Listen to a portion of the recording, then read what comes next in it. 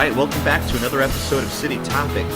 This is Ian, and today I'd like to talk a little bit about the different competitions that Orlando City are going to be competing in this upcoming 2015 MLS season. And so this is part one of the yearly competitions cast, but I want to talk about those competitions that are guaranteed that Orlando City will definitely participate in this season. And so for you experienced MLS fans who may know these competitions pretty well, I've thrown in some historic statistics that might keep you interested, and also I'm presenting the current structure of these competitions. As you might know, these change pretty much year to year. For you new fans, hopefully this podcast will get you familiar with the different competitions that we'll be looking forward to in this upcoming season.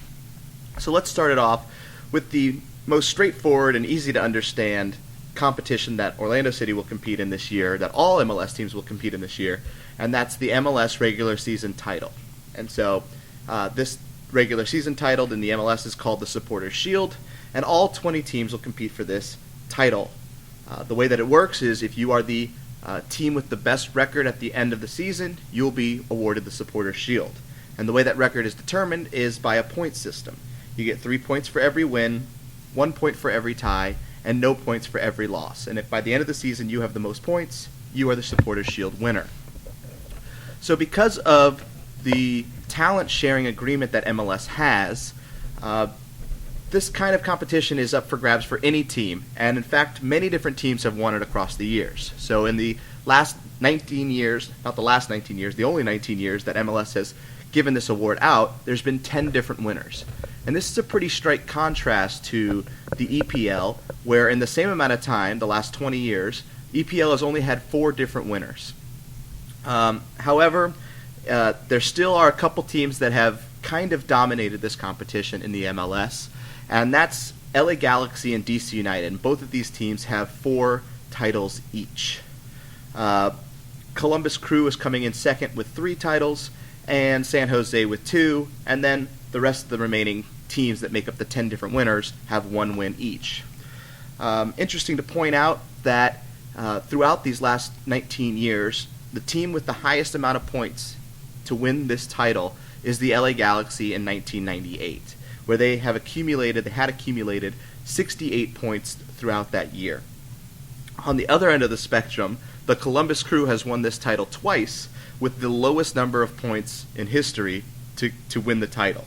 And that was in 2004 and in 2009, when the Columbus Crew got 49 points, but still that was enough to get them the Supporters Shield.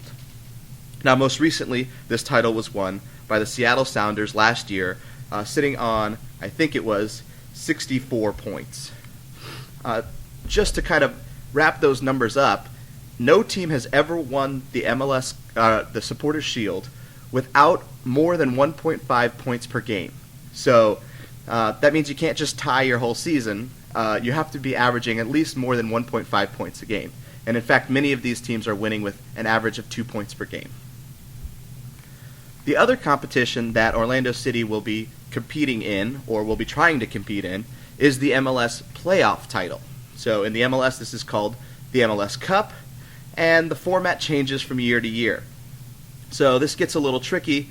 So if you're watching on YouTube, refer to the screen right now. I'm going to put up a schematic that'll help walk through this. And if you're not listening on YouTube, you can check out the website. This schematic will be on there as well. So previous years, this has taken the top 5 teams of both conferences and allowed them to compete in a playoff-like scenario. However, this year, 12 teams are going to be able to qualify for the playoffs, 6 for each conference. And if you take a look at that schematic, you'll see that in the first round, the number 1 and number 2 seeds of each conference do not play. They get a bye out of this first round. And that means team number 3, number 4, number 5, and number 6 from each conference play to eliminate some of those teams from the pool. It's in that next round, round 2 of the playoffs, that the first and second place team from each conference join back into this playoff bracket system. And then from there on, it's a pretty straightforward bracket leading to the conference semifinals, the conference finals, and then the MLS Cup finals. So if that was confusing, which it should be because it is always very confusing, just remember this. We need to stay above the red line. And the red line is something that MLS puts on their table that show you the standings for each conference. And if you're above that red line, you're qualifying for the playoffs. If you're below that red line, you did not qualify, and your season will end at the end of the regular season. So that'll be our goal going into the 2015 season, to stay above that red line.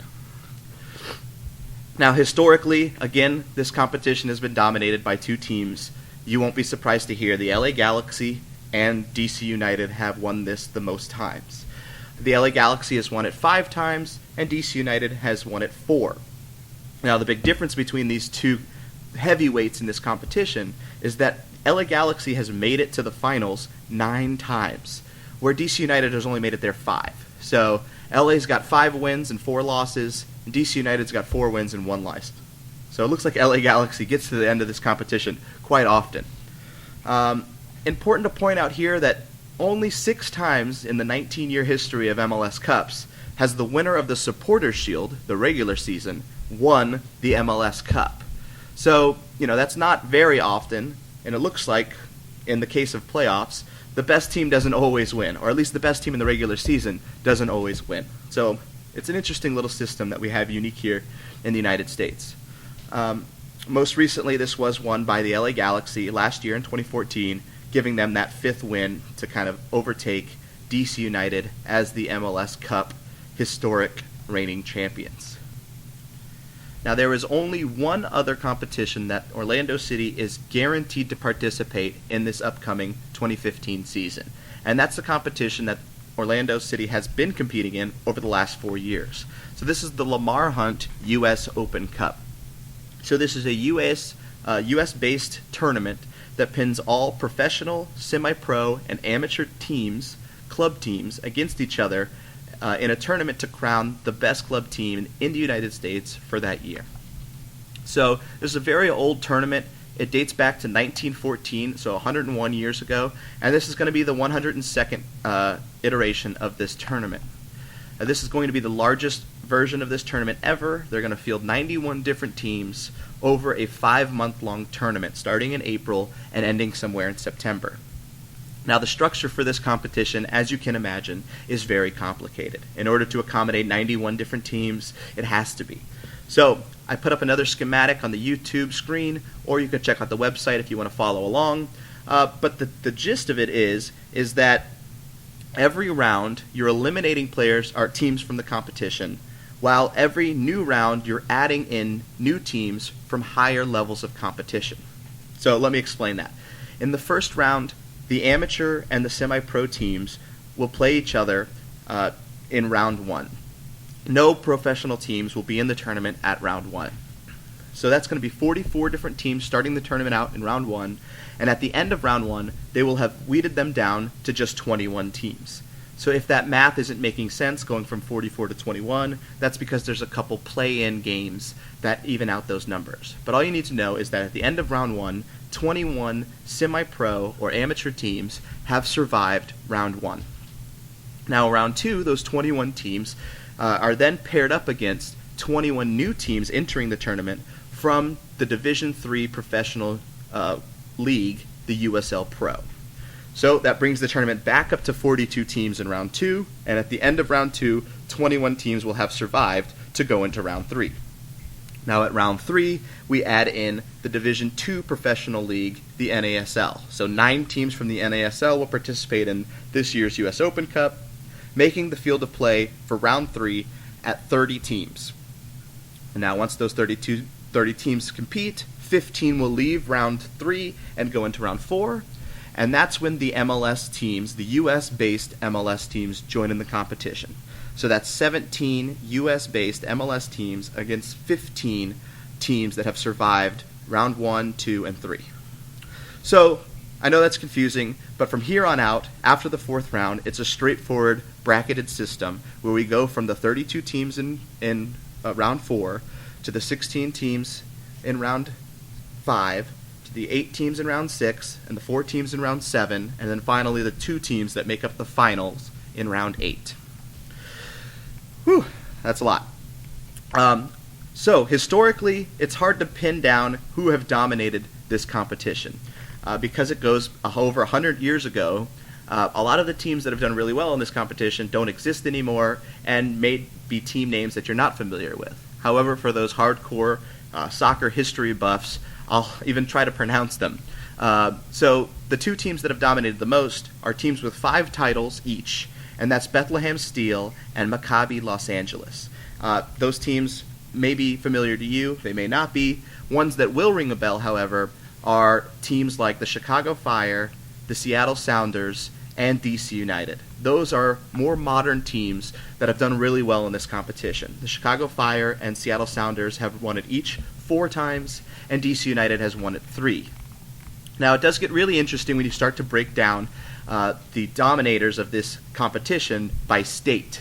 And if you look at that, you'll see that New York, the state of New York, has dominated this competition. 26 years of its 100-year history, this competition has been won by a New York-based team.